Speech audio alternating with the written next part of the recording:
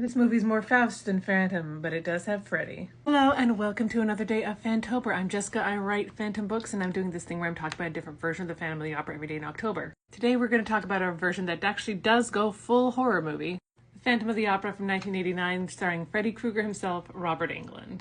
This movie is one of many that kind of cashed in on the Phantom mania in the late 80s. The musical was a success, the story was in the public domain, so we got a lot of Phantom movies. Just look at the marketing here. They're trying to imply the half mask. It's related. The marketing also relied on the fact that Robert Englund, aka Freddy Krueger, was playing the Phantom. Now, the story of this version is absolutely wild. It's set in New York and London like the Herbert Lawn Phantom.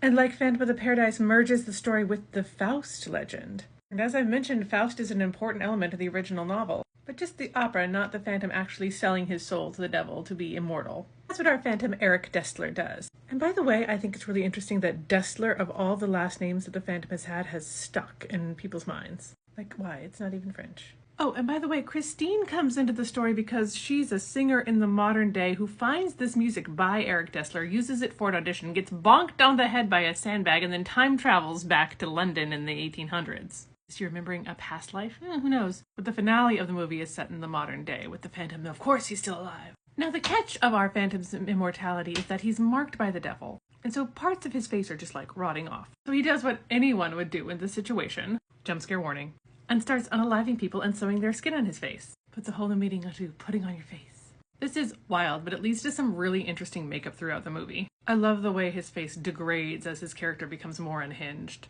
And his final look is kind of reminiscent of the burns he has as Freddy Krueger. And I'm sure that's intentional as well. As wild and weird as this movie and story is, I kind of really like it. That's mainly because Robert Englund is great as Eric.